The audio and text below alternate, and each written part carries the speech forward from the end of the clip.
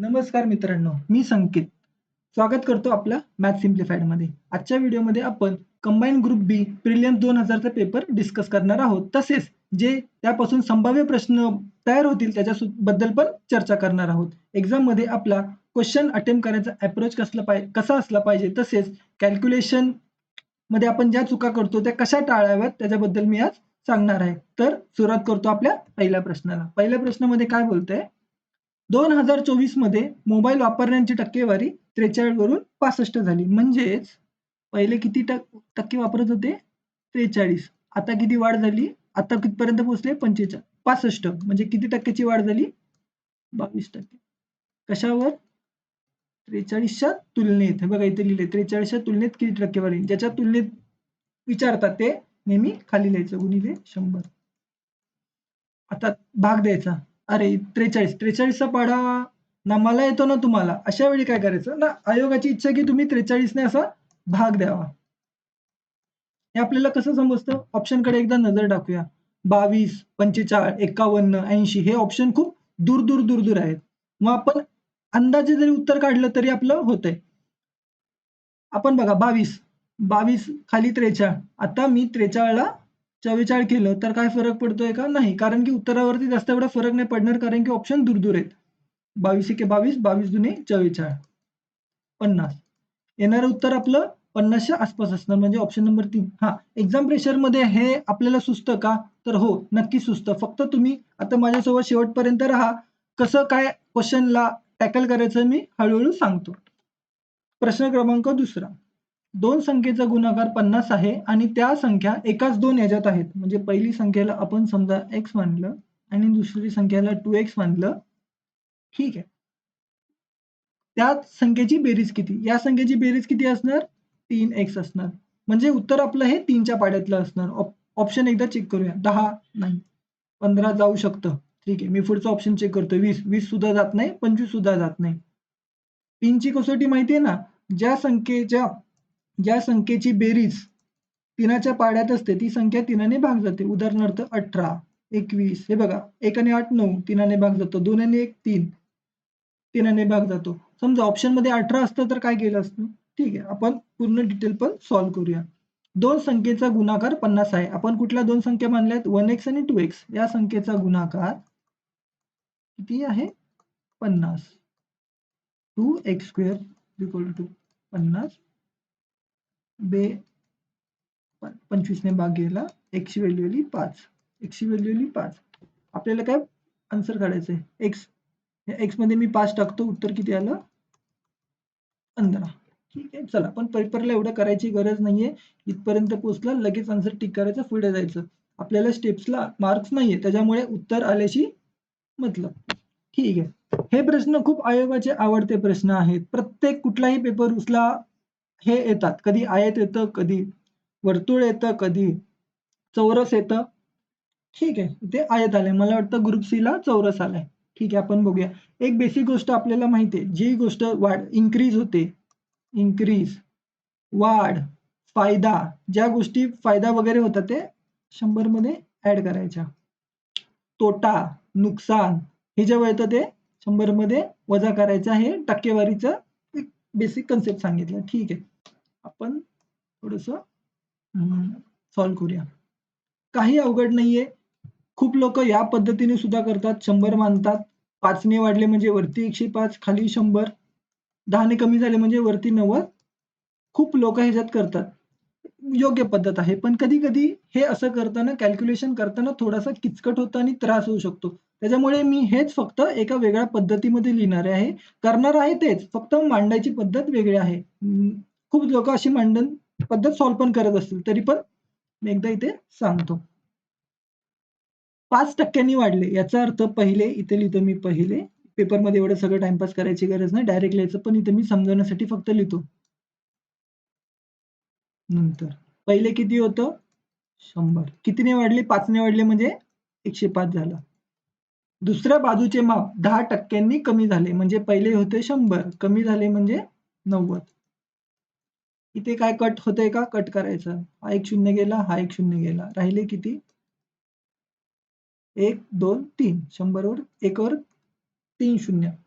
9 9 5 45. ठीक आहे, म्हणजे हे कमी झाले. कितीने कमी झाले? 55 ने कमी झाले. कशावरती? 1000 वरती 55 कमी झाले. 2 शून्याचे 2 शून्य गेले, 1 शून्य वरती आलं. उत्तर आलं -5.5. मायनस म्हणजे 5.5 ने कमी झालं. किती झालं असं विचारलं असतं तर उत्तर आलं असतं माझं एवढं. पण आपल्याला किती टक्क्यांनी कमी झाले तर 5.5% कमी झाले. अजून एक मेथड असते. काही लोक फॉर्म्युला टाकतात. वेल अँड गुड ज्यांना फॉर्म्युला लक्षात आहे. पण एक्झाममध्ये फॉर्म्युला प्रत्येक वेळी आठवेल असं नाही. ठीक आहे. 3चं येतं तेव्हा फॉर्म्युला काही कामाचा नसतो. कन्सेप्ट म्हणजे फॉर्म्युला आहे तो तर अतिशय किचकट आहे. आपण नॉर्मल मेथड गेलेलं चांगलं. आता सेम कन्सेप्ट आहे फक्त इथे 10% चा नफा झालाय. 10% चा नफा झाला, इथे 20% चा नफा झालाय आणि 30% चा नफा झालाय. सेम मेथड काही फरक नाही करणार. पहिले होते 100, 10% चा नफा म्हणजे नंतर झाले 110. 20% चा नफा म्हणजे काय? पहिले होते 100, आता झाले 120. 30% चा नफा म्हणजे पहिले होते 100, आता झाले 130. 1, 2, 3. 1, 2, 3. एकावरती 3 शून्य. इथे किती आलं? 11 गुणिले 12 गुणिले 13. आता इथे गुणाकार करताना एक काय गोष्ट लक्षात ठेवायची? 11 गुणिले 12 आणि मग जे उत्तर येईल त्याला 13 ने गुणाकार करण्यापेक्षा मी पहिले 12 गुणिले 13 करतो, कारण की 11चा गुणाकार सोपा असतो. मोठ्या संख्येला 11 ने गुणाकार करायला काहीच त्रास होत नाही. मी ते करून दाखवतो. 12 गुणिले 13 किती झालं? 13 एके 13, 13 दुनी 26, 7चे 2, 13 आणि 2 15. आता 11 ने कसं गुणायचं? ते शून्य घ्यायचा, ते 56. ही संख्या फक्त पुढे लिहायची. 6, 1, 7, 1. ठीक आहे. पहिली गोष्ट होती 1000. ऑप्शनकडे नजर मारायची. मला हे काहीतरी मिळतं जुळतं सारखं दिसतंय, टिक करायचं. आता मी पुढची स्टेप घेतो. 1000 होते, कितीने वाढली? 1716 ने. म्हणजे कितीची वाढली? 716 ने वाढले. कशावर वाढले? 1000 वर वाढले गुणिले 100. 2 शून्याचे 2 शून्य गेले. 1 वरचा पॉइंट वरती आला. उत्तर आलं 71.6%. ठीक आहे, चला पुढे. एका देशातील राज्यांची संख्या व केंद्रशासित प्रदेशाची संख्याचं गुणोत्तर किती आहे? 52-13. आता ज्याचा 13चा पाढा आहे त्याला लगेच कळतं की 13 चौक 52 आहे. पण ज्याचा पाठ नाही त्याचं काही हरकत नाही. हे झालं स्टेट आणि हे झालं युटी, केंद्र आणि राज्य. ठीक आहे. शक्यतो 13, 17, 19 हे पाढे पाठ पाठ तर पाहिजेच, पण ज्याचं पाठ नाही होत ॲटलीस्ट माहीत तरी पाहिजे की बाबा नक्की 76 हे 19च्या पाढ्यात येतं, 51 हे 17च्या पाढ्यात येतं. खूप साधा फायदा होतो. ठीक आहे. माझा पाढे असं मी समजतो की तुम्हाला माहीतच नाही. आपलं बेसिक सांगतो. कितीची वाढ झाली आहे? 39ची. 39 मी एवढं पटकन का लिहिलं कारण की मला 13चा पाढा माहीत असल्यामुळे. कशावर झालंय? केंद्रशासित प्रदेशापेक्षा. हे पेक्षा आलं. ज्याच्यापेक्षा पेक्षा वगैरे म्हणजे आपण याच्याशी कंपेअर करतो. ज्याच्याशी कंपेअर करतो त्याच्याशी तुलना करतो ती नेहमी आपण खाली येतो. कोणापेक्षा? केंद्रशासित प्रदेशापेक्षा 13. 13 त्रिक 39. उत्तर आलं 300%. पण आयोगाच्या ऑप्शनमध्ये 300 हे नव्हतं. त्याच्यामुळे हा क्वेश्चन कदाचित चॅलेंज होऊ शकतो. खाली दिलेल्या शृंखलेत पहिल्या 15 पदांची बेरीज किती? वरती काय सगळ्यांचे 1, 1, 1, 1, 1 असं 15 वेळा केल्यावर वरती 15च येणार. त्याच्यामुळे उत्तर हे करायचं. ठीक आहे, पण आपण असं ऑप्शन असतात तर काय केलं असतं? असं मी डिटेलमध्ये सांगतो. एक बेसिक कन्सेप्ट आहे आणि याच्यापासून संभाव्य काय प्रश्न तयार होतील ते सांगतो. जेव्हा पण कधी पण एक ना मी बाकीचे प्रश्न पण देतो थोडेसे, म्हणजे तुम्हाला ऑब्झर्व्ह करता येतील. जसं की अजून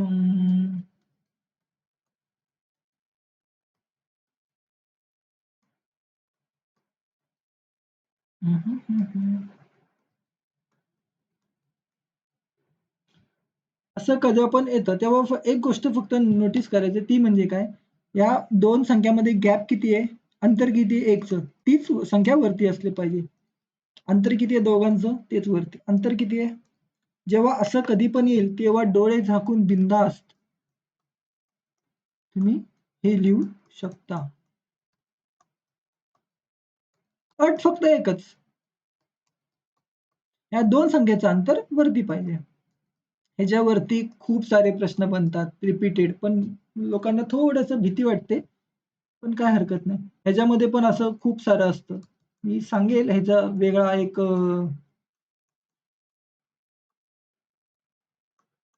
असे प्रश्न वगैरे पण बनतात. दिसायला फक्त घाबरवणारे असतात, पण क्वेश्चनमध्ये काही दम नसतो. ह्याच्याबद्दल मला कमेंट करा. मी एक व्यवस्थित डेडिकेटेड व्हिडिओ आणेल. सगळे पी-वाय-क्यू असणार आहेत. एक्स्ट्रा आणि खूप जास्त किंवा एक्स्ट्रा काही सांगणार नाही. जेवढं आहे तेवढंच कामापुरतं. ठीक आहे, चला.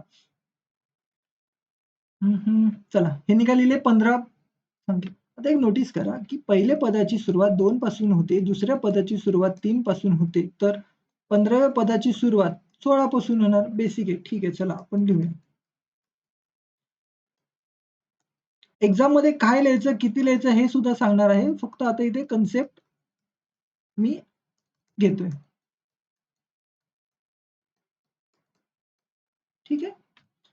मागच्या स्लाइडमध्ये आपण बघा हे काय केलं, जेव्हा पण असा जेव्हा फॉर्मॅट येतो, जेव्हा असं काहीतरी चित्र दिसतं ते असं पटकन लिहून घ्यायचं.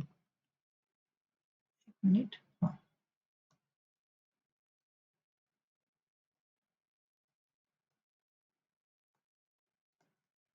Dot, dot, dot, dot, dot, dot. हे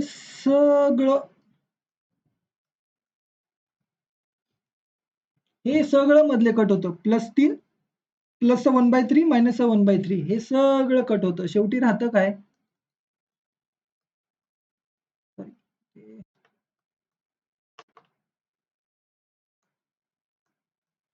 पहिली संख्या आणि शेवटची संख्या. फक्त हे राहतात. बाकी सगळ्या मधल्या कट होऊन जातं.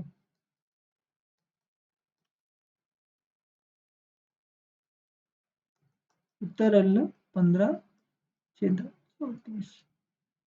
ठीक आहे. पेपरमध्ये एवढं सगळं लिहायची अजिबात गरज नाही. थांबा मी ना पेपरमध्ये काय लिहायचं ते तेवढं सांगतो. पेपरमध्ये लिहायचं जेव्हा असं येतं, पहिली संख्या लिहिली, एवढं फक्त लिहिलं की फक्त तुम्हाला एवढी स्टेप आहे. याचा डायरेक्ट फॉर्म्युले पण आहेत, पण फॉर्म्युले बरोबर पेपर सुरू झाला की फॉर्म्युले सगळे विसरायला होतात. त्याच्यामुळे ह्या पद्धतीने तुम्ही लक्षात ठेवलं तरी तुम्ही क्वेश्चन सॉल्व्ह करू शकता. ठीक आहे. आता पुढचा सांग. 6 सलग सबसंख्या ए, बी, सी, डी, ई ची बेरीज किती? 150. हा सरासरीचा प्रश्न आहे. इथे जे उत्तर येईल ती सरासरी बरोबर ह्या दोघांच्या मध्ये असते. मग ह्या संख्या असतात. हे सगळा हा बेसिक कन्सेप्ट आहे आणि हे तुम्ही शिकला असाल. पण पेपरमध्ये ह्या सगळ्या गोष्टी कॅल्क्युलेटिव्ह वाटतात. येत असणाऱ्या गोष्टी पण आपल्याला कॉन्फिडन्स नसतो किंवा विसरायला होतात. त्याच्यामुळे मी आता उद्या पेपर द्यायला बसलो किंवा मी पेपर देताना मला ज्या गोष्टी स्ट्राईक होतात किंवा मी कसं करू शकतो ते तुम्हाला सांगतो. कदाचित हे तुमच्यासाठी नवीन असेल, काही लोकांना माहीत सुद्धा असतील. तर बघूया. 6 सलग समसंख्या आहेत ना, उदाहरणार्थ मी पहिली संख्या x मानली, तर पुढची समसंख्या माझी 2 जास्त असणार त्याच्यामध्ये. त्याच्यामध्ये पुढे 2. ह्या मी समसंख्या मानल्या. 6 समसंख्या. 1, 2, 3, 4, 5, 6. ठीक आहे. आता या समसंख्यांची बेरीज किती आहे? 150. ठीक आहे. आपण पण याची बेरीज करूया. जसा प्रश्न बोलतोय तसं आपण करायचं. जास्त विचार नाही करायचा. किती आहेत? 6 x आहेत. ठीक आहे. 10.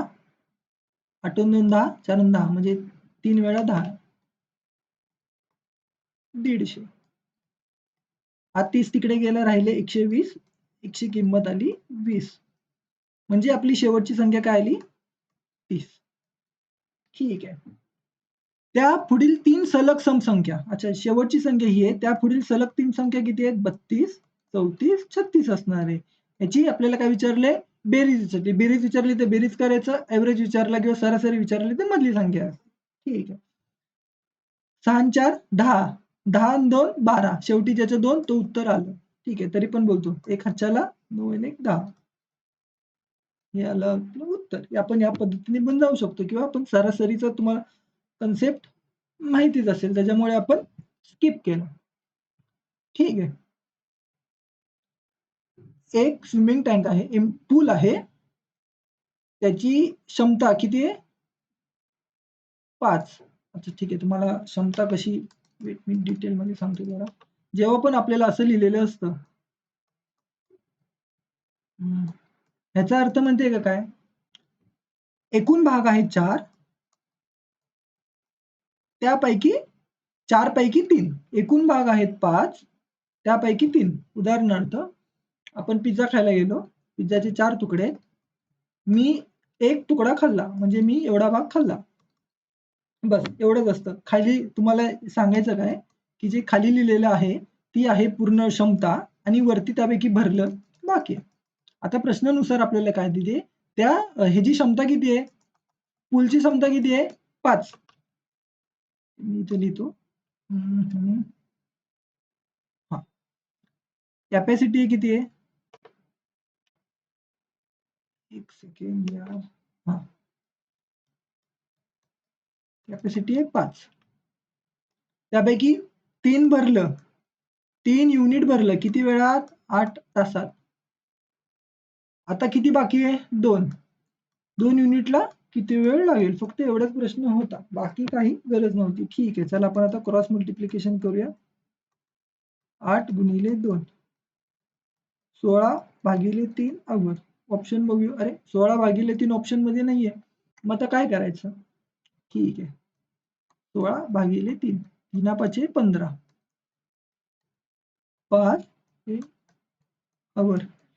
हे टू हे कन्वर्ट करता येत असेल अशी मी अपेक्षा करतो. नसेल तर एक नंतर छानपैकी आपण डिटेल व्हिडिओ बनवूया, तेव्हा मी बेसिक पासून सगळ्या गोष्टी सांगेल. आता हे सुद्धा ऑप्शन मध्ये नाहीये. आता पूर्ण 5 आवर तर आहेत, पण हे बाकीची पुढची गोष्ट मिनिटमध्ये कन्वर्ट करायची. मिनिट कसं असतो? एका तासामध्ये 60 मिनिटं असतात. ठीक आहे, 60 ने गुणाकार करायचा. 20. 5 आवर 20 मिनिटं. ठीक आहे, पुढे. आता हा एक कॅल्क्युलेटिव्ह प्रश्न होता. हा प्रश्न पहिल्या अटेम्प्टमध्ये किंवा पहिल्या गोमध्ये स्किप करायचा असतो. एवढा मोठा प्रश्न वाचूनच पुढे जायचा. आणि हे जे आहेत ना, कर्व सरफेस एरिया, व्हॉल्यूम, हे जे फॉर्म्युले तुम्हाला पाठ पाहिजेत. ठीक आहे, ज्याचे पाठ नाही आहेत मी सांगतो कशा पद्धतीने लक्षात ठेवायचं. आणि ह्याच्यामध्ये ना एवढ्या मोठ्या संख्येत आणि एवढं कॅल्क्युलेशन 2 आने 4 आने असं खेळत नाही बसायचं. मग पेपर खूप लेंदी होतं. तर काय करायचं? एक ऑब्झर्वेशन काय असतं, शक्यतो जेव्हा हे जे सिलेंडर, आपलं हे सिलेंडर झालं, कोन झालं, स्पियर म्हणजे गोळा झाला, हे सगळे येतात ना, शक्यतो ह्याच्यामध्ये ना 11चा कसोटीचा खूप जास्त यूज केला जातो. 11ची कसोटी. का? कारण की एक ऑब्झर्वेशन सांगतं किंवा एक आहे, तुम्ही कुठला पण पेपर उचलून बघा, ह्याच्यामध्ये पायची व्हॅल्यू होती आणि ही व्हॅल्यू सगळी कट होते. हे 11च्या पाड्यात आहे. म्हणून 11 तुम्ही नोटीस करा. मी 11ची कसोटी तुम्हाला सांगतोच. आणि जी रेडियसची व्हॅल्यू असते ना, शक्यतो 7च्या पाड्यामध्ये असते शक्यतो. कारण की कुठला पण फॉर्म्युला असा तयार होतो. पाय आर स्क्वेअर वगैरे समथिंग बेसिक फॉर्म्युला आणि पायची व्हॅल्यू असते 22/7. तर 7ने कट होण्यासाठी शक्यतो आपल्या पेपरमध्ये कॅल्क्युलेटर वगैरे वापरायला नाही. सो सगळ्यांना भाग जाणाऱ्या गोष्टी सगळ्या असतात. ठीक आहे, तुम्हाला मी पहिले 11ची कसोटी सांगतो, मग फक्त 2 ते 3 स्टेपमध्ये आपलं उत्तर येणार आहे. ठीक आहे, चला. 11ची कसोटी काय सांगतं, की ज्या या समजागी आहेत 8, 6, 6 ह्या सगळ्या बघा, सगळ्या समस्थानी आहेत आणि ह्या सगळ्या विषमस्थानी आहेत. 7, 7, 4, 2 ह्या सगळ्या विषमस्थानी आहेत. समसंख्यांची बेरीज वजा विषमची बेरीज चं उत्तर 0, 11 किंवा 11च्या पाड्यात असलं पाहिजे. आता काय मी बोललो हे समजलं नसेल तर एकदा आपण एक्झाम्पल बनवूया. हेच आपण उदाहरण बघूया. 8, ठीक आहे, मी ते हे यावरच सॉल्व्ह करतो. हे 2, 2 आणि 4 6, ठीक आहे. 2 आणि 4 6, हे वरचे एरो आहेत ना, त्याही फक्त लक्ष द्या. 2, 2 आणि 4 6, 6 आणि 7 13, 13 आणि 7 20, ठीक आहे. 20 आलं इथे. विषमच्या खाली 20 लिहिलं. समसंख्येचं बघूया. हे खालचे एरो बघा. 8, 8 आणि 6 14, 14 आणि 6 20. उत्तर आलं 20. म्हणजे ही संख्या 11ने पूर्णपणे भाग जाते. ठीक आहे. मी तुम्हाला एक हे सांगतो. छोटे-छोटे उदाहरण देऊन सांगतो. फक्त एक जागा सोडून. 1 आणि 1 2. 2, 2. संख्या 11ने आहे. हे तुम्ही ट्राय करू शकता. हे सगळे 11ने संख्या भाग जातात. ठीक आहे. 11चं झालं. आता दुसरा प्रश्न येतो, की एवढे-एवढे फॉर्म्युले लक्षात कसे राहत नाही? तुम्हाला कमीत कमी वर्तुळ झाला, रेक्टँगल झाला, आयत झाला, चौरस झाला, याचे बेसिक फॉर्म्युले तुम्हाला माहितच असतात. त्याच्यावरच आपण सॉल्व्ह करूया.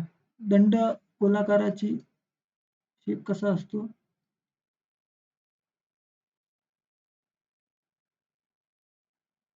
हा खाली वर्तुळ आहे. वर्तुळाचा एरिया काय असतो? पाय आर स्क्वेअर आणि चेस. ह्याचा व्हॉल्यूम विचारला म्हणजे ह्याचा क्षेत्रफळ विचारला मला, सिलेंडरचा क्षेत्रफळ विचारला तर काय येणार? फक्त ह्या दोघांचा गुणाकार करायचा. क्षेत्रफळ विचारलंय म्हणजे ह्याचं क्षेत्रफळ गुणिले height. Pi r square height. झाला फॉर्म्युला. एवढं काही अवघड नाहीये. ठीक आहे. आता मला काय विचारलंय? कर्व सरफेस एरिया ना? हा, पृष्ठभागाचे वक्र पृष्ठभाग म्हणजे कर्व सरफेस एरिया. ठीक आहे. आपण कर्व सरफेस एरिया पण काढूया.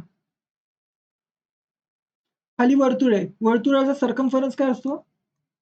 2 पाय आर आणि हाईट. ठीक आहे. आपल्याला ह्याचा कर्व सरफेस एरिया विचारलाय? काही नाही.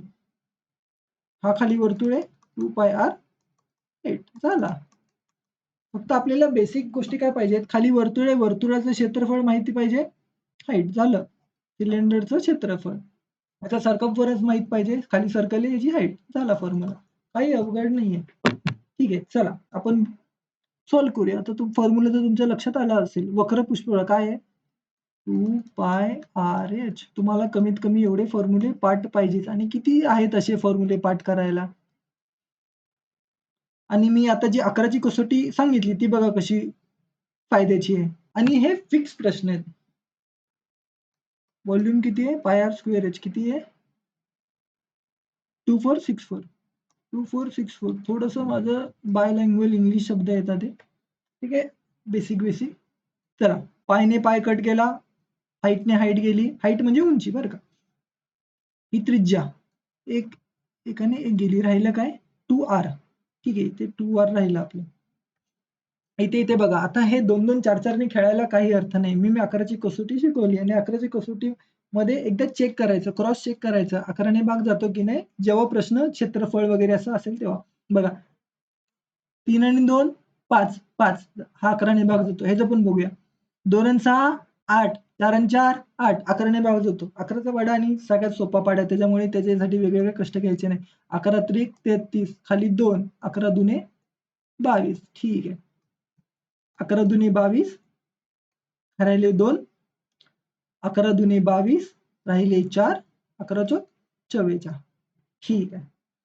आता आपण 4ने जातोय का? हां, 4ने जातोय. 4ची कसोटी काय आहे? ज्या 2 शेवटच्या संख्या असतात त्याला 4ने भाग जातो म्हणजे पूर्ण संख्येला 4ने भाग जातो. ठीक आहे. 4 8 32. 4 पंचे 20. 2. 4 पंचे 4 सहा 24. ठीक आहे. 8 एक आहेत, 8 सती 56. इथे किती राहिला? 1 7 राहिला आणि इथे किती राहिलेला? 2 आर. म्हणजे आपली रेडियसची व्हॅल्यू किती आली? 14. मी तुम्हाला मगाशी सांगितल्याप्रमाणे शक्यतो आर रेडियस जी असते शक्यतो ही 7च्या पाड्यातली असते. ठीक आहे. आता आपण कशात पण टाकायचं. ही जी आरची व्हॅल्यू एक तर तुम्ही ह्याच्यात टाका किंवा ह्याच्यात टाका. पण मला वरती जरा सोपं वाटते कारण की छोटी संख्या आणि आपल्याला भागाकार द्यायला किंवा गुणाकार करायला सोपी पडेल. पायची व्हॅल्यू असते 22 7. आर आपण आता एवढ्यात काढलाय. एच ची व्हॅल्यू आपल्याला काढायची आहे. किती आहे? 352. ठीक आहे. 7 एके 7. 7 दुने 14. ठीक आहे. 11चा पाढा आताच कसोटी सांगितलेली. 11 दुने 22. ठीक आहे. बे के बे. बे दुने 4. 4 दुने 8. तो 8 चोक 32. बस. हे मला सांगायला एवढा सगळा वेळ गेला. प्रश्न फक्त एवढाच होता. फक्त तुम्हाला 11ने भाग द्यायचा होता बस. तुमचा अर्धा प्रश्न संपला. अजून एक तुम्हाला ॲड ऑन करतो, की 11ची अजून एक कसोटी तुम्हाला सांगतो. आता उदाहरणार्थ ही 32 संख्या आहे. 32 याला मला 11ने भाग गुणाकार करायचा असेल, तर मी काय करणार? हे 3 आणि 2 ला पसरून लिहिणार दोघांची. बस एवढंच आहे 11चा. म्हणून मी इतके अगदी एका सेकंदामध्ये 11ने भाग दिला. ठीक आहे. हे छोट्या-छोट्या गोष्टी आहेत. लक्षात राहिल्या तर राहू द्या, नाहीतर विसरून द्या. एवढी काही अडचण घेण्याची नाही. पण ह्या गोष्टी खूप मदत करतात. इथे 4, 3 मी हे पसरून लिहिलं. दोघांची बेरीज 7. झाला 11चा गुणाकार. आता उदाहरणार्थ सांगतो. आता कसं करणार? तीनच जागा आहेत आपल्याकडे. 8, 7 लिहिला 15. या दोघांची बेरीज 15 आहे. पण एकच जागा इकडे 5 आणि 1 ह्याचा वरती द्यायचा म्हणजे 957. ठीक आहे, लक्षात राहिलं तर राहिलं, नाहीतर राहू द्या. पण हे बेसिक छोटे-छोटे आकडे आले, निदान एवढं तरी आलं पाहिजे. हा प्रश्न सगळ्यात कॅल्क्युलेटिव्ह प्रश्न आहे तुमच्या पेपरमध्ये. हा प्रश्न स्किपच करायचा आणि मी हे शॉर्टकट वगैरे काय सांगणार नाहीये, कारण की पेपरला असे जेव्हा प्रश्न येतात तेव्हा शॉर्टकट वगैरे काही कामाला येत नाही. तुमचे 20 ते 30 सेकंद एक्स्ट्रा जातात, पण बेसिकने सॉल्व्ह करायचं आहे.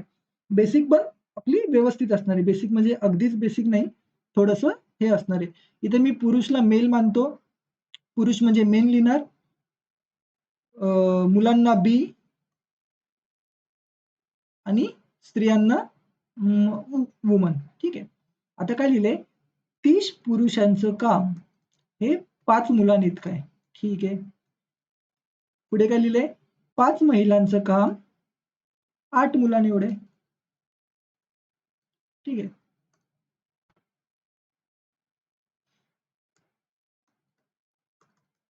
हे मी सहज लिहिलं. एक छोटीशी गोष्ट आहे, तुम्ही पण असं करू शकता, की आपला हा बेसिक आपला नेचर असतो माणसाचा, की आपल्याकडचं आपल्याला आवडत नाही, समोरच्याचं आवडतं. ह्या पद्धतीने तुम्ही लक्षात ठेवलं तरी चालेल, की एमची व्हॅल्यू 5 असणार आणि बीची व्हॅल्यू अरे हा मी कुठून लिहिला 8.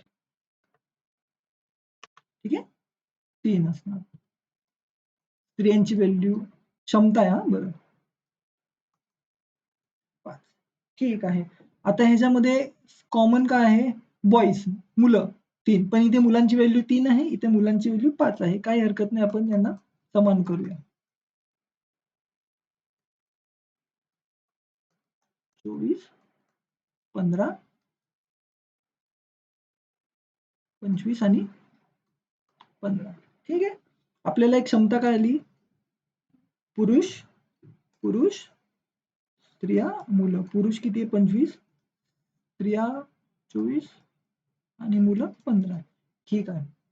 आता हा पार्ट आपला संपला. आता पुढचा पार्ट काय होतो? ठीक आहे. पुढची लाईन वाचूया.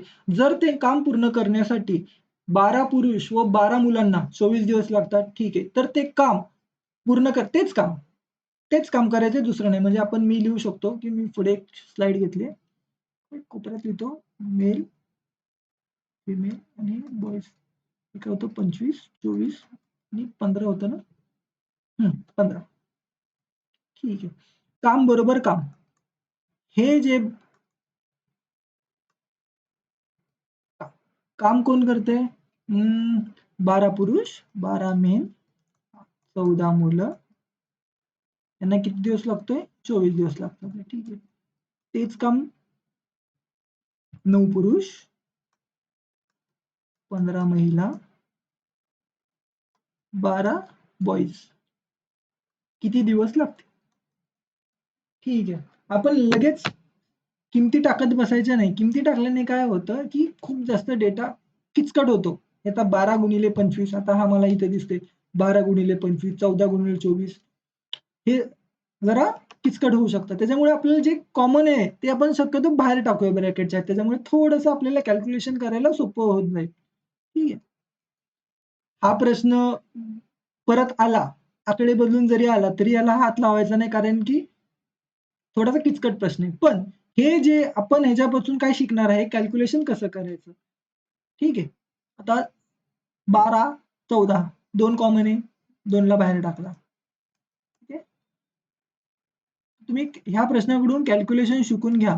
बाकी सेम प्रश्न आकडे बदलून जरी आला तरी वेळ खूप जाणार. आता ह्याच्यात बघा काय कॉमन दिसते? 9, 15, 12 तीनाच्या पाड्यातले सगळे. ठीक आहे. मी 3 बाहेर काढतो. 3 बाहेर घेतल्यावर काय राहणार आतमध्ये? ठीक आहे. 3 बाहेर काढलं म्हणजे 3x आला. ठीक आहे. अजून काय करू शकतो बरं? अजून काही कॉमन दिसतंय का? नाहीये. चला आता ह्या 3 मी इकडे करून टाकला.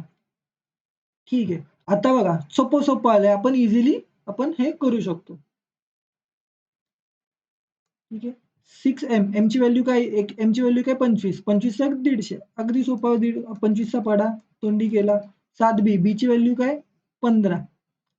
15 चा 90 आणि पुढे 105. ठीक आहे. आता इथे 16. बरोबर. 3m, m ची व्हॅल्यू 25, 25 त्रिक 75. ठीक आहे, हे पण आपण करू शकतो. 5w 24 गुणिले 5 120.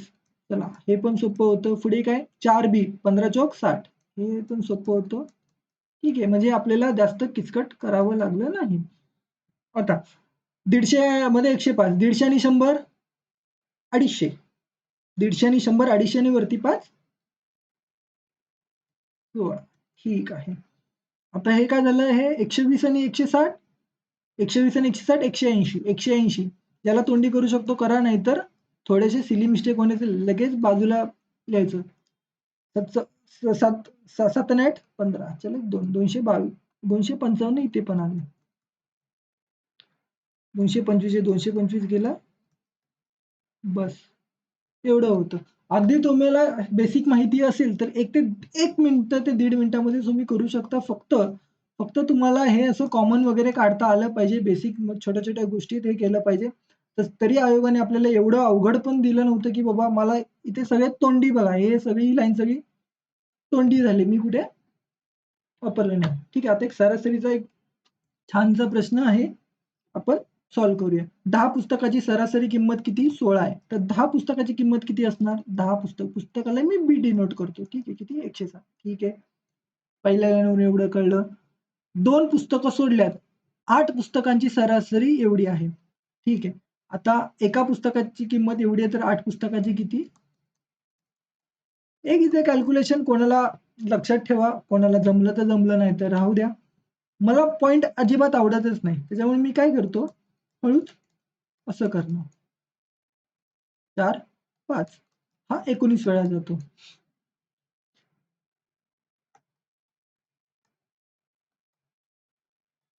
हे आहे पर्सेंटेजचा एक छोटासा टॉपिक आहे. त्याच्यामुळे मी लगेच 19 ने भाग कसा दिला? हा 5 19 5 95 हे मला कसं आठवलं? हे नाही, हे शेकडावारीमध्ये आवडता टॉपिक आहे.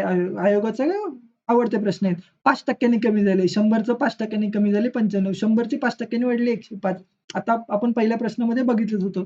मग ह्याचा भाग असा जातो, ह्याचा भाग असा जातो. त्याच्यामुळे मला माहिती आहे, की बाबा हा 19 5 95, 19 5 95. तुम्हाला सगळ्यातले सगळे पाढे लक्षात पाहिजेच असं नाही. पण जे रिपीटेड होतात, जे सारखे-सारखे यूज होतात, ॲटलीस्ट त्याचे तरी तुम्हाला लक्षात पाहिजे. 19 चौक 76. ठीक आहे. 8 पुस्तकाची किंमत आली 76. तर उरलेल्या 2 किंमत किती असेल? 2 पुस्तकाची किंमत दोघांची वजाबाकी करू. किती आले? 4. आला 15. 15 तून 7 गेले किती राहिले? 8. 2 पुस्तकाची किंमत 84 पाहिजे. ठीक आहे. आता ऑप्शनकडे बघायचं. लगेच ऑप्शनकडे जायचं. हा 8. 84 होतच नाही. 5 आणि 2 7. शेवटी 7. हा ऑप्शन नाही. हा 4. हा ठीक आहे 4. चला पुढे. 4 आणि 2 6. 64. हा पण नाही. हा ऑप्शन आहे. पण उदाहरणार्थ इथे असं असतं तर ऑप्शनमधून आपल्याला झालं असतं का? नाही. उदाहरणार्थ इकडे असतं तर ह्याचं पण 84 होतंय. ठीक आहे. मग आपण डिटेलमध्ये जाऊया. हा पहिलं पुस्तक आहे. हे दुसरं पुस्तक आहे. पुढे काय दिले? एकाची किंमत दुसऱ्यापेक्षा 40% ने अधिक. जी 100 मानली 40% अधिक म्हणजे 140 झालं. 5 7. पहिल्या पुस्तकाची किंमत 5x, दुसऱ्या पुस्तकाची 7x. दोघांची किंमत किती आपले 84. 12x ची किंमत किती? 84. x ची किंमत 12 साठी 84. ठीक आहे. 7 5 35. पहिल्या पुस्तकाची किंमत 7 7 49. हे झालं दुसऱ्या पुस्तकाची किंमत. ठीक आहे. फक्त एवढा सुद्धा प्रश्न तुम्हाला सेपरेट देऊ शकतात, की 2 पुस्तकाची किंमत 84 आहे आणि एका पुस्तकाची किंमत दुसऱ्यापेक्षा 40% ने अधिक आहे. तर 2 पुस्तकाची किंमत किती? एवढा अर्धा प्रश्न पण तुम्हाला विचारू शकतात. त्याच्यामुळे मी एवढं छान डिटेलमध्ये एक्सप्लेन केलं. ठीक आहे. पुढचा प्रश्न. हा प्रश्न ना फॉर्म्युल्याची गरज आहे, ना काही गरज आहे. फक्त तुम्हाला बेसिक कन्सेप्ट वापरता येतो. बेसिक कन्सेप्ट वापरायचा असतो. आणि जे मुलांचा अटेम्प्ट 17, 18 जातो पेपरमध्ये, ते प्रश्न त्यांना आपोआप क्लिक करतात. आपोआप क्लिक करतात. असे प्रश्न. ठीक आहे. काय बोलतायत, की 1 ते 100च्या अंकामध्ये असे किती अंक आहेत, ते 4 ने पूर्णपणे भाग जाणारे आहेत आणि त्याच्यामध्ये 4 अंक सुद्धा आहेत. 4 अंक कुठे-कुठे आहे? ठीक आहे. 4, 14, 24, 34, 94 पर्यंत 4 अंक. अजून 4 अंक कुठे असतो? इथे 40 असतो. 41, 42, 43, 44. ठीक आहे. इथे 4 असतात. बाकी कुठे पण इथे इथे कुठेच तुम्हाला 4 आकडे दिसणार नाहीत. तर इथे दिसणार किंवा इथे दिसणार. हे बेसिक ऑब्झर्वेशन आहे. ते आयोगाने विचारले. ठीक आहे, चला. जसं मला एक्झाममध्ये सुचतं त्याच पद्धतीने गेलं. सांगायला काय नाही, अचानक सांगितलं असतं 4, 8 असं, 4, 24 असं, 44. पण नाही, एक्झाममध्ये जसं स्ट्राईक करतो मी तसं सांगतोय. No extra. ठीक आहे. आपण ही लाईन लिहूया पहिल्यांदा. 4, 14, 24, 34, 44, 54, 64, 74. ज्या मुलाला अचानक क्लिक होतं वेल अँड गुड, पण प्रत्येक मुलं सारखी नसतात. कोणाला हे स्ट्राईक होतं, कोणाला होत नाही. त्याच्यामुळे आपण सगळ्यातले सगळ्या पॉसिबिलिटीज घेणार आहोत. ठीक आहे. ही आडवी लाईन झाली, आता उभी लाईन. 40 पासून सुरू. 40, 41, 42, 43, 44, 45, 46, 47, 48 आणि 49. 50 नाही, 50 5च आहे. काही ठीक आहे. इथे नोटीस केलं असेल, एक अंक जो दोन्ही ठिकाणी येतो, जो आहे एक कुठला तरी कॅन्सल करूया. ठीक आहे. आता 4 आणि च्या पाड्यात येणार आहे. गुड. 4 जातो, 24 जातो, 44 जातो, 64 जातो, 84 जातो. अजून 40 एक जातो, 44 जातो, पण आपण ऑलरेडी घेतलाय. 48 जातो. ठीक आहे. मोजूया किती आहेत. 1, 2, 3, 4, 5, 6, 7. तर आहे 7. एक बेसिक प्रश्न. ठीक आहे. 21 मुलांच्या रांगेमध्ये जेव्हा मोनिकाला उजवीकडे 4थ्या जागेवर हलवले जाते, तर ती बाजू डाव्या बाजूने 12व्या जागी येते. ठीक आहे. एक बेसिक प्रश्न आहे. तुम्हाला एक छोटासा कन्सेप्ट सांगतो. एक फॉर्म्युला लिहितो आणि तो मी सांगतो. डावी बाजू उजवी बाजू वजा 1 बरोबर एकूण. Left side plus right side -1 total. ठीक आहे. आता हा फॉर्म्युला मी पाठ करायला सांगत नाही. पण ज्याचं लक्षात असेल करा, नाही लगेच एक्सप्लेन करतो मी असं का लिहिलं. उदाहरणार्थ 1, 2, 3, 4. 1, 2, 3, 4, 5. 5 एका रांगेमध्ये मुले. एखादा मुलगा इथे उभा आहे. ठीक आहे. हा उजवीकडून कितवा आहे? 1, 2, 3. उजवीकडून 3. हा डावीकडून किती उभा आहे? 1, 2, 3. उजवीकडून केवढा आहे? कितवा आहे? 1, 2, 3. पण हा मुलगा डावीकडून पण मोजला गेला, उजवीकडून मोजला गेला, हा दोनदा मोजला गेला. त्याच्यामुळे आपल्याला एक कमी करायचा. टोटल किती आहेत? 5. चेक करूया एकदा. 1, 2, 3, 4, 5. ठीक आहे. मग हीच गोष्ट इथे लिहिली. तुम्हाला कन्फ्युजन होत असेल तर लगेच हे असं छोटंसं पटकन एक ड्रॉ करून बघायचं आणि कन्फर्म करायचं हे का केलं ते. ठीक आहे. चला.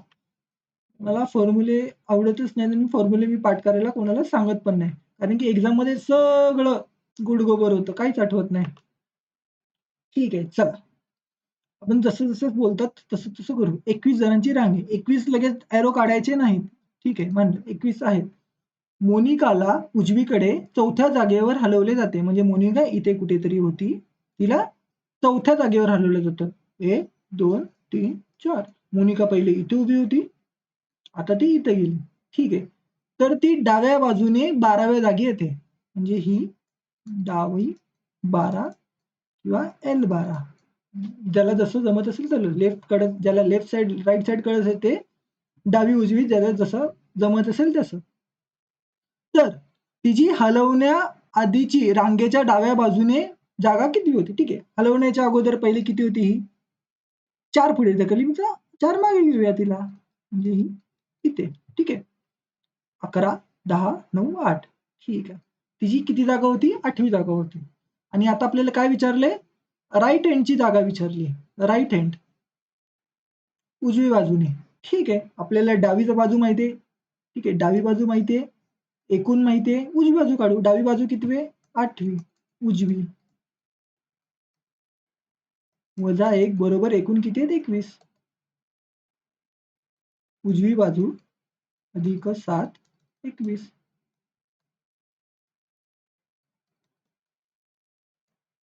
आलं उत्तर आपलं 14. 14 जागेवर होती. पेपरमध्ये फक्त हे काढायचं. 10 सेकंदामध्येही तुमचं फोटो काढून तयार होतो. आणि पुढच्या 5 सेकंदामध्ये हे. तुम्हाला सांगण्यासाठी एवढं सगळं मला सांगावं लागलं. एवढं लिहायची गरज नाही. ठीक आहे. आता हे सोपे प्रश्न सुरू झाले आहेत आपले. जे महत्त्वाचे मेन प्रश्न होते ते आपले संपलेले आहेत. ठीक आहे. 36, 81.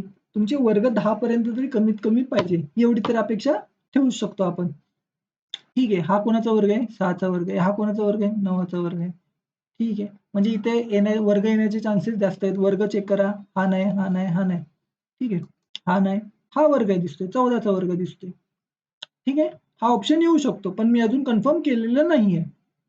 ठीक आहे, आणि पेपरमध्ये माझ्याकडे खूप कमी टाइम असेल तर मी काही न चेक करता हा घेणार, रिस्क घेणार, कारण की सगळे वर्ग वर्ग आहेत. ऑप्शनमध्ये एकच वर्ग आहे, पुढे जाणार. ठीक आहे, आता हा 14चा वर्ग ठीक आहे. 14चा वर्ग येतो का हे आपण क्रॉस चेक करूया. ठीक आहे, 6चा वर्ग कसा आला? 5 आणि 1 6. ठीक आहे, 9चा वर्ग कसा आला? 8 आणि 1 9. मग 14चा वर्ग येण्यासाठी या दोघांची बेरीज 14 असायला पाहिजे का? आहे. चला, आपलं उत्तर बरोबर आहे. हा एक आपण अप्रोच ठेवू शकतो. ठीक आहे, चला पुढे. आता हा खूप सोपा प्रश्न आहे. जे बोलतं तसं तसं लिहायचं. फोटो बिटो डायग्राम काढायची गरज नाही. सान्वी युविकापेक्षा उंच आहे. ठीक आहे, सान्वी जे उंच आहेत ते मी वरती लिहितो, जे बुटके ते खाली. सान्वी उंच आहे तर सान्वी वरती, युविका खाली. ठीक आहे, सान्वी युविकापेक्षा मोठी आहे, पण निलिमापेक्षा नाही, म्हणजे निलिमा सान्वीपेक्षा मोठी. काय निलिमी नाही, नीलाक्ष. अच्छा, नीलाक्षपेक्षा. ठीक आहे, एवढं कळलं.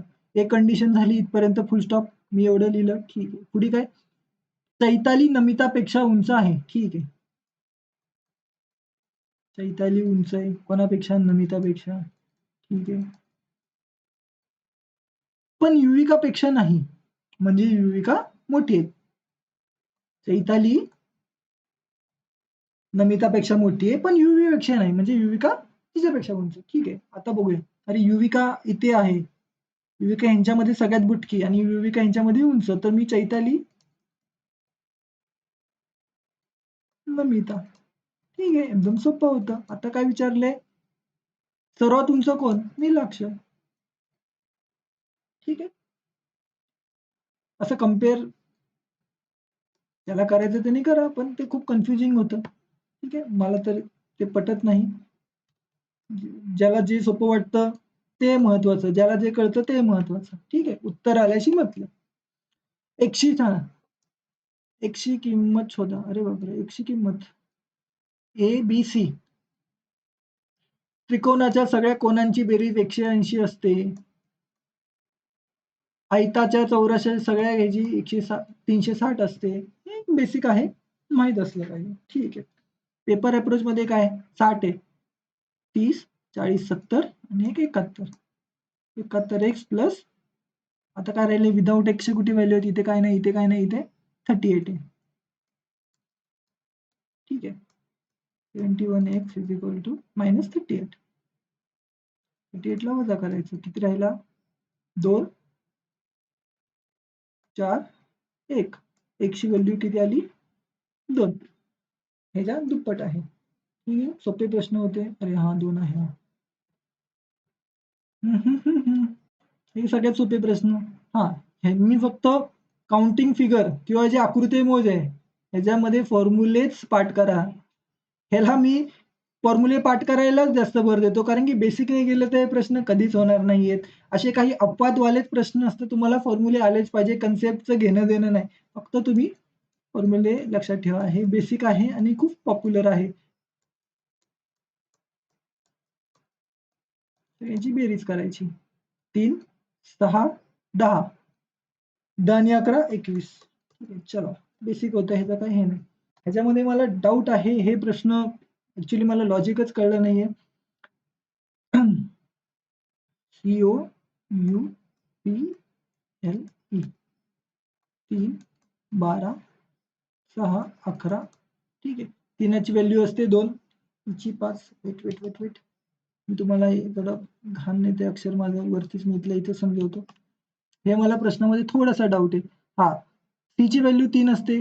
अच्छा, तो म्हणजे पार्ट आहेत की नाही मला माहित नाही. ज्याचे पार्ट नाही त्याने पटकन ए बी सी डी असं एम पर्यंत, इथून एन पासून झेड पर्यंत असं लगेच काढून बघायचं.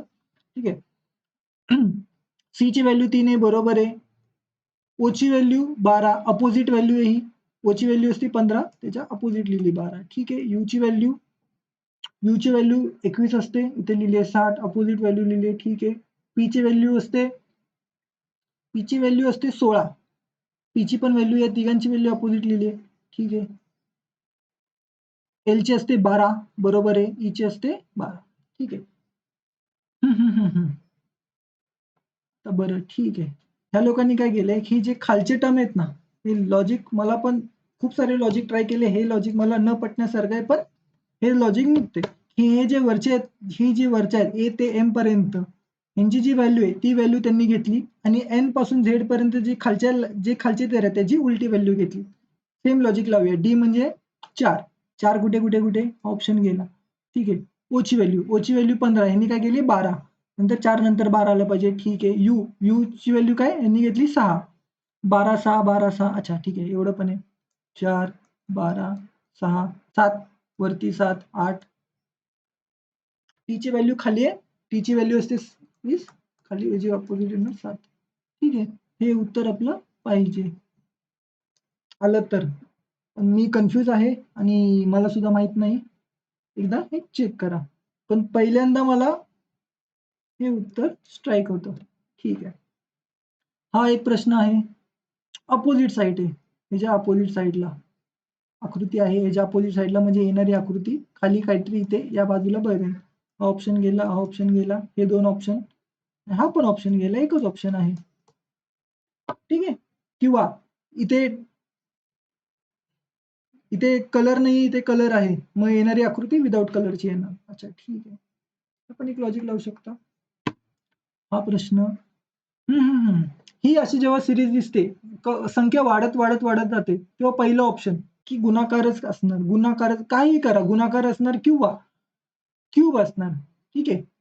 म्हणजे 1 8 27 64 125 हे क्यूब असे झपाट्याने वाढत जातात. एक तर क्यूबचा लँग्वेज असतो, क्यूब म्हणजे एक तर घनाचा लँग्वेज असतं किंवा सॉरी घनाचं कन्सेप्ट असतं किंवा एक तर गुणाकाराचा मल्टिप्लायचा कन्सेप्ट असतो. आपण इथे चेक करूया, ठीक आहे.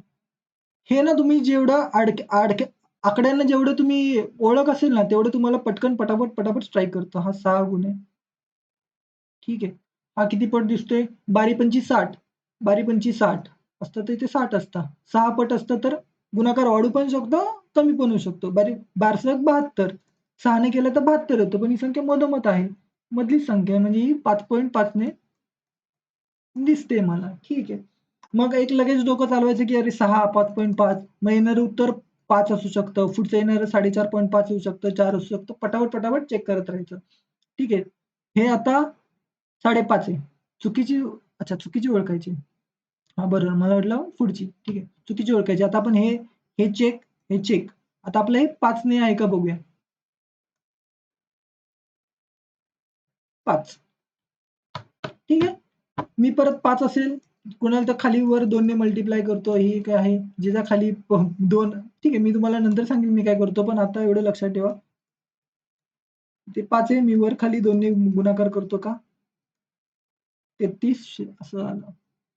म्हणून बाकी काही नाही. आता इथे मी हे घेतलं, हा चेक झाला माझा. आता हा 4.5 ने गुणाकार होतो का बघूया. 4.5 म्हणजे ठीक आहे. ठीक आहे. पॉइंट खाली घेतला त्याच्यामुळे 0 खाली आला. आता मी मगाशी तुम्हाला सांगितलं, की मी 11चा गुणाकार कसं करतो. हे सेपरेट करतो, दोघांची बेरीज मध्ये असते. 11 ने भाग दिला मी, आता फक्त 3 ने द्यायचं आहे मला. मी सेपरेट भाग दिला. पहिले 11 ने दिला, मग 3 ने देतो. 5 त्रिक 15, 27, 28, 2, 12, 13, 14. 14चे हे आहे. म्हणजे ही मी जी कन्सेप्ट बरोबर लागू होते. म्हणजे ही संख्या काहीतरी चुकीची आहे. ठीक आहे, चला आपण 20च्या 20 प्रश्न बघितले आहेत. थोडंसं कॅल्क्युलेशन वगैरे आपण व्यवस्थित पद्धतीने केले आहे. तुम्ही काय चुका करता किंवा काही नाही करायला पाहिजे, तुम्हाला आयडिया आला आहे आणि हा माझा पहिला व्हिडिओ असल्यामुळे थोडंसं मी पण जास्त फंबल झालो. हे काय अजूनही होतंय. ठीक आहे. तर तुम्ही व्हिडिओ आवडला असेल तर लाईक करा, शेअर करा आणि मला फॉलो करायला विसरू नका.